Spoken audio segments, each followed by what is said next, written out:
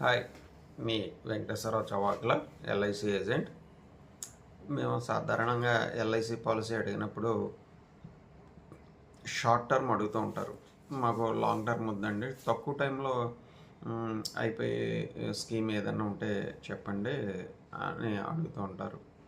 కానీ ఇక్కడ మీకు విషయం తెలియజేయాలి. మనకి షార్ట్ టర్మ్ కన్నా లాంగ్ టర్మ్లోనే బోనస్ చాలా బాగా జనరేట్ అవుతుంది.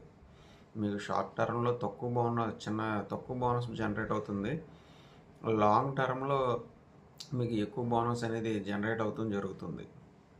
మనం ఎగ్జాంపుల్గా షార్ట్ టర్మ్ పెట్టుకున్నాం, కానీ ఆ అమౌంట్ తీసేసుకున్నాం. ఈ అమౌంట్ తీసేసుకున్న తర్వాత ఆ అమౌంట్ ఖర్చు పెట్టుకోరు కదా, మీరు వేరే ఎందులోనో మళ్ళీ సేవింగ్ పెడతా ఉంటారు కదా, అది అమౌంట్.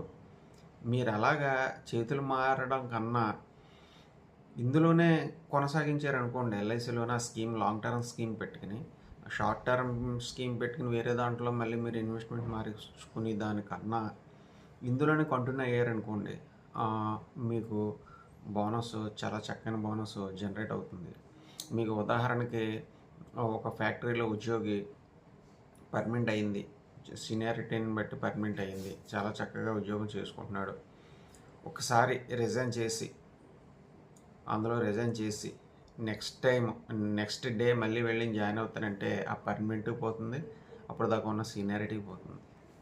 అందువల్ల మీరు ఇన్వెస్ట్మెంట్ అనేది ఒక దాంట్లోనే లాంగ్ టర్మ్ ఇన్వెస్ట్మెంట్ పెట్టుకుంటే బోనస్ బాగా జనరేట్ అవుతుంది. అలా కాకుండా షార్ట్ టర్మ్ పెట్టుకుని ఈ అమౌంట్ తీసేసుకుని మళ్ళీ వేరే దాంట్లో ఇన్వెస్ట్మెంట్ చేస్తే ఇంట్రెస్ట్ రేట్లు ఇయర్ బై ఇయర్ డిక్రీజ్ అవుతున్నాయి, తగ్గుతున్నాయి. మీరు అలాగా మార్చడం కన్నా ఒక దాంట్లోనే మీరు కంటిన్యూ అవుతే కనుక మీకు చాలా చక్కని బోనస్ జనరేట్ అవుతుంది. చిన్న వయసులో ఎల్ఐసి పాలసీ తీసుకున్న వాళ్ళు లాంగ్ టర్మ్ పెట్టుకుంటే కనుక మీకు బోనస్ ఎక్కువ వస్తుంది, ఇన్సూరెన్స్ కవరేజ్ కూడా పెరుగుతుంది. మీకు మధ్యలో ఏదైనా అమౌంట్ అవసరం అవుతే కనుక లోన్స్ ఫెసిలిటీ ఎలాగో ఉండనే ఉంది. అందువల్ల మీరు ఏదన్నా పాలసీ తీసుకుంటే కనుక కాస్త లాంగ్ పెట్టుకోవడమే మీకు బెటర్ చాయిస్.